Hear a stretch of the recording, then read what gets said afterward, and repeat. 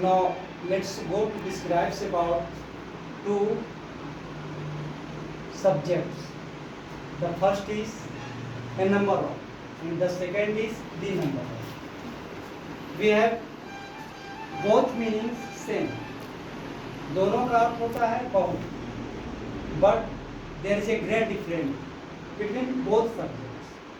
When the subject of a sentence is a number of, then we have to use plural subjects and plural verbs. But when the subject of the number of, then we have to use plural subject but singular verb. इसका मतलब हुआ कि जब करता है number of हो तो उसके बाद आपको सदा प्लूरल सब्जेक्ट और प्लूरल वर्ब का प्रयोग करना पड़ता है। लेकिन जब करता दी नंबर ऑफ हो, इसका भी अर्थ बहुत होता है, तो आपको इसमें सब्जेक्ट तो प्लूरल रहेगा लेकिन वर्ब सिंगुलर हो जाएगा। क्यों? कि दी नंबर ऑफ से संख्या का बोध होता है, जबकि नंबर ऑफ से प्लूरल सब्जेक्ट्स का बोध होता है। तो देखते हैं, a number of boys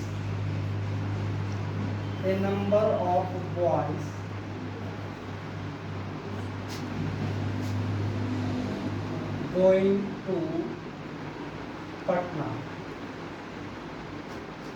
Your option maybe is are only two.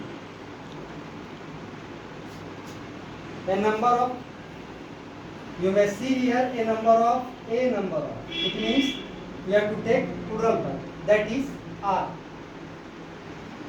A number of boys are going to Patna. But when we write the number of boys increasing मतलब बढ़ोतरी, माने बढ़ रहा, लड़कों की संख्या बढ़ रही। अब आपको ऑप्शन देगा इज या आर, आप क्या भरिएगा इसमें? I have told you this time that the number of always takes singular, so you have to put here is. क्या भरेंगे? इज। अब एक सब्जेक्ट और आता है ए लॉट ऑफ,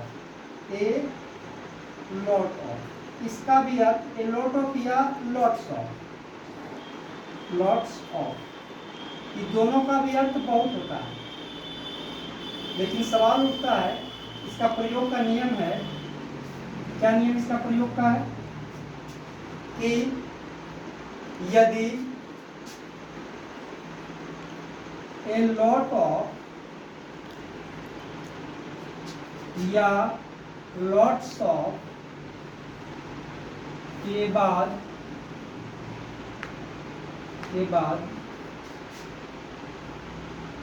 अनकाउंटेबल नाउन रहे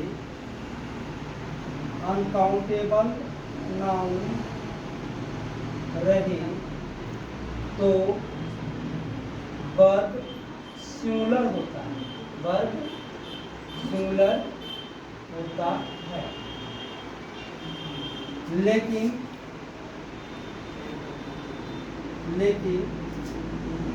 यदि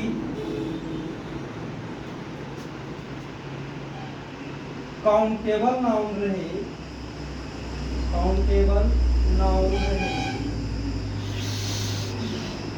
तो सब्जेक्ट प्लूरल और वर्ब भी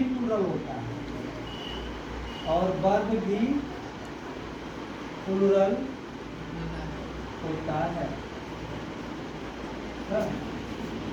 चलिए देखते हैं हम कैसे प्लूरल होता है।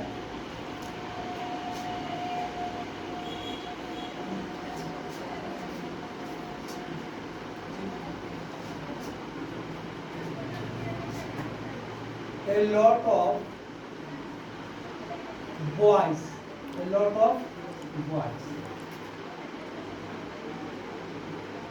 speaking English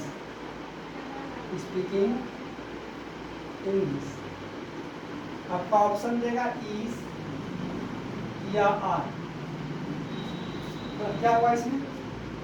A lot of boys are, a lot of milk, a lot of milk powder मैंने खरीदा जाता है पैसिव में। फिर आपको ऑप्शन देगा इज या आर, आपको क्या भरना पड़ जाएगा? Is. A lot of milk is powder, पाउड।